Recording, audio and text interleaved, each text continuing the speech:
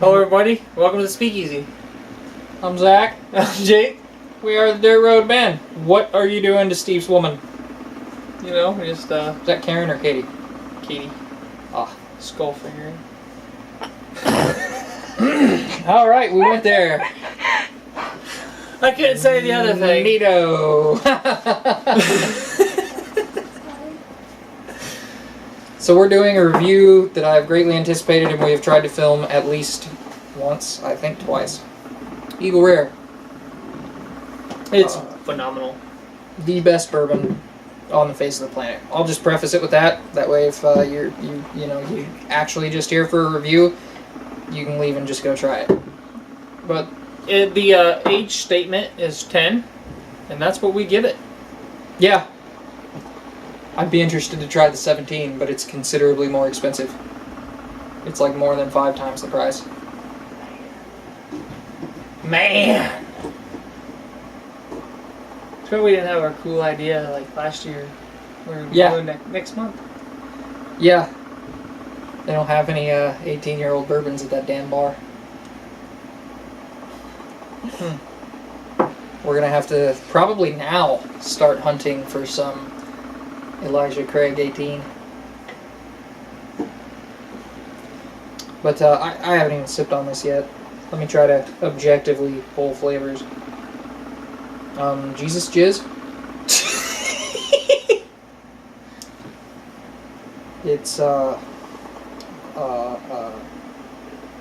there's this flower they talk about in the Bible that only grows in heaven. That.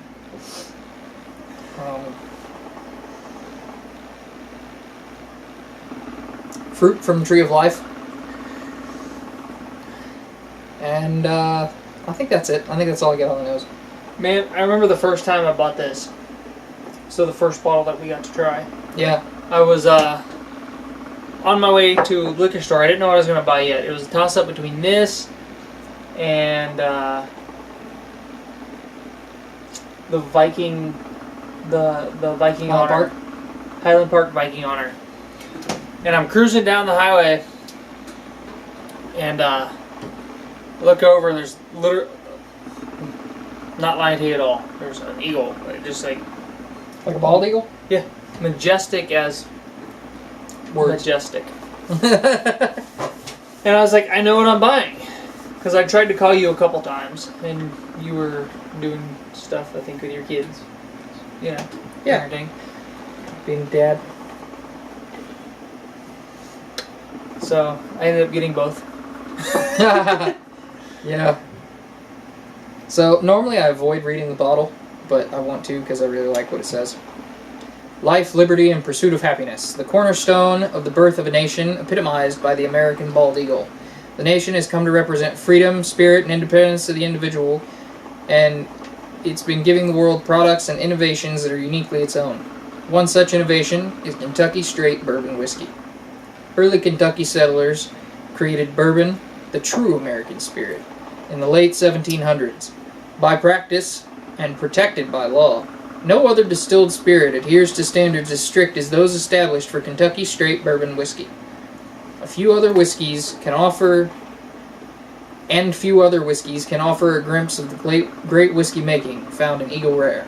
Eagle Rare 10-year-old Kentucky Straight Bourbon Whiskey has a sweet, oaky nose and a full, complex body, reminiscent of a fine port wine. This rare whiskey is best served neat or over ice. Of course, feel free to drink Eagle Rare in such classic cocktails as the Manhattan or the Whiskey Sour. Aged 10 years. Might sound like a bit of a snob here, but don't put this in anything. Put it in a glass. I am willing to mix a lot into cocktails. But if I saw someone take a bottle I had purchased of this and put it into a cocktail, I would hit them. If you purchase the bottle, I will just feel badly about my life choice for being in the same room with you. But if it's my bottle, we're gonna see how much ass I can still kick. So this was originally 101 proof. Really? Go figure. It was a 101 proof, 10-year Kentucky straight bourbon whiskey. Not a single barrel. It was originally a single barrel, I was told. Or they had the single barrel moniker for a time. Does it say there why they had to not do the single barrel moniker anymore? No, but it does say it was from the Seagram Company. Created by Master Distiller Charles L. Beam. The Beam family. My God, I'm just going to go ahead and assume he was part of the Beam family, because, like, the famous Beam family. There has never been, as far as I know, there's not been anybody other than a Beam family member distilling at Heaven Hill. Even. Really? Yes. In Heaven Hill. Even currently? Yeah. Wow. Currently, there's a Beam, and like their last names, his last name is still Beam. Wow. Like the Beams and Russells can do no wrong. Yeah. In my eyes. I have never had a bad Beam product. Yeah. Even the white label is still.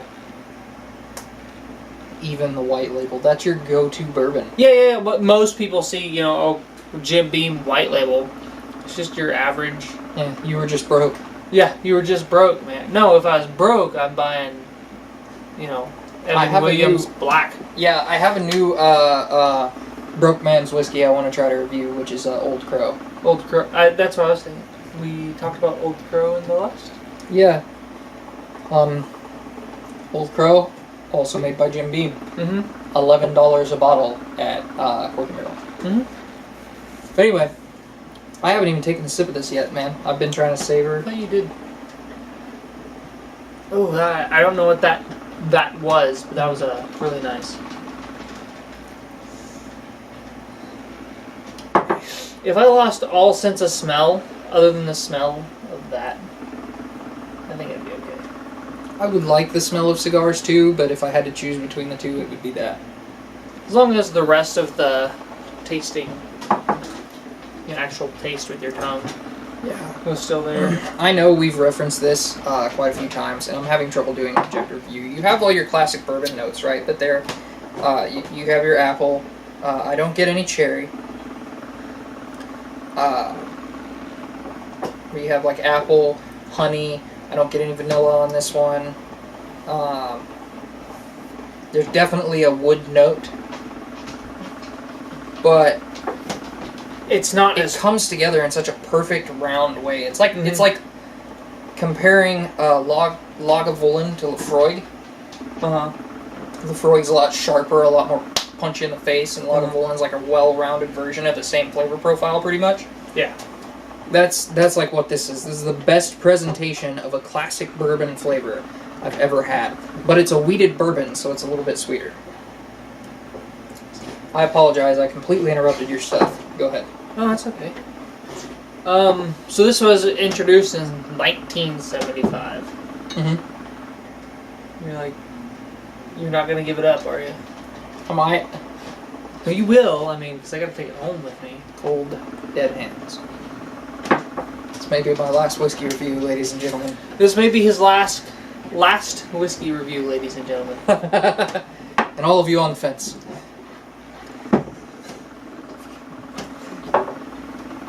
Best I can do is two.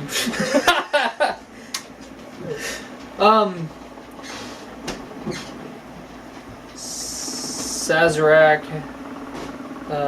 owned and produced and imported, based in New Orleans, not New York. I was going to say, what? They acquired Eagle Rare from Seagram in '89. Seagram, or Sazerac's Kentucky distillery, was then known as George T. Stagg Distillery. Today, what are they called today? Heaven Hill? Buffalo Trace. And then, that's another bourbon I want to try, but it's more expensive. What's that? Stagg? It's supposed to be like the bourbon version of Lefroy. A Stag and Stag Junior. Yeah. I had a bottle in my hands. Yeah. I've And held the bottle a lot of times, but it's a little pricey, and it's usually like, but I could get these 2 other ones I haven't tried for this. Then there was a guy who was kind of doing the same thing I was. He was just kind of wandering around in the liquor store, looking at all the different whiskey. I was like, man, what are you looking for? And he's like, I'm looking for something new, and this, bada, bada, bada. And I'm like, you should try this. I don't even remember what the hell I tried, what I told him to try. Nice. He's like, okay, yeah, thank you, buddy. I complained in our last whiskey review about being the go-to whiskey guy at a party, particularly when you first arrive at the party and you're like tired and you don't want to be there.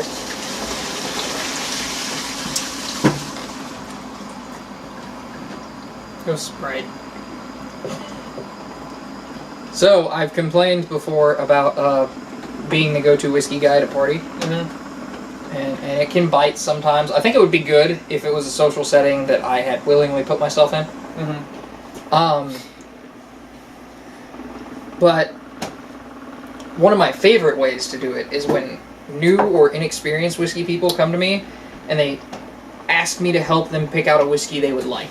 And so I have to like go through it like a puzzle, right? And I pick apart their taste preferences and different things that they like. Mm-hmm. And then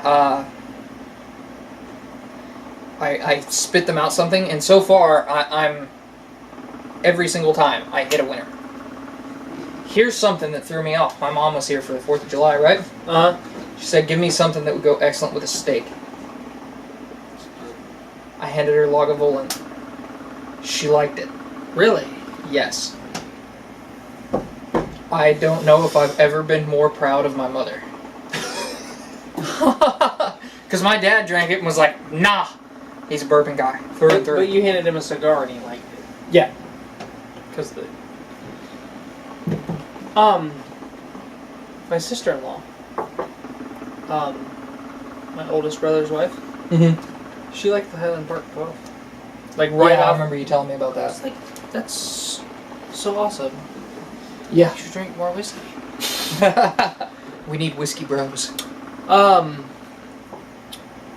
Packed full of antioxidants. The longer it sits in a barrel, so the older the whiskey, the more antioxidants. A shot of 4-year-old bourbon. So any Kentucky straight bourbon or straight bourbon? Yeah, that doesn't have an age statement. So a shot of Jim Beam has more antioxidants, which is really good for colds and tumors, cancer. Yeah. Than a 16-ounce glass of orange juice. Ha! That's excellent. Bourbon's better for you than orange juice. That's like based on the information I have available in my head right now. Mm-hmm. And I know some people watching this don't know a lot about me. They may think I'm like a grade A idiot. He's not. That's like factually true. Yeah. Because most juices are way too sugary and you actually shouldn't drink them. Mm-hmm. Unless you're like sick or deficient. I'm going to save the rest of what I have for another video. Okay.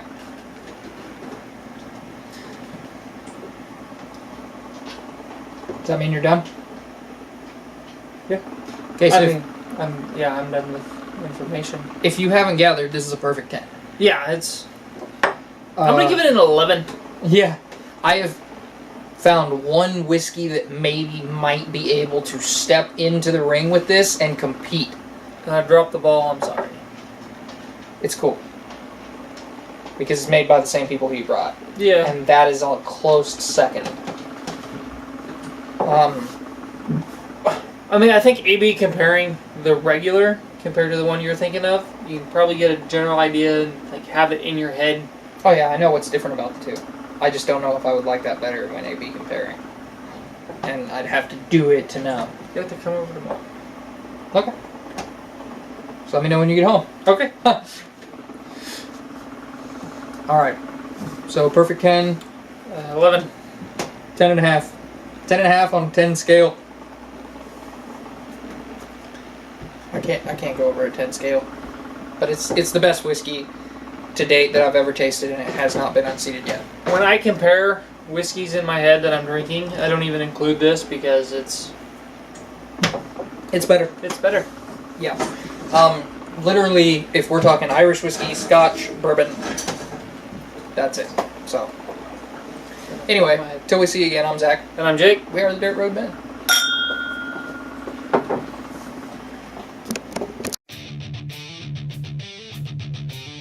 Hey everybody, if you like this video, hit a like or dislike, comment, subscribe, and hit the notification bell. And if you really like what we're doing, check us out over on Facebook, where we post every day.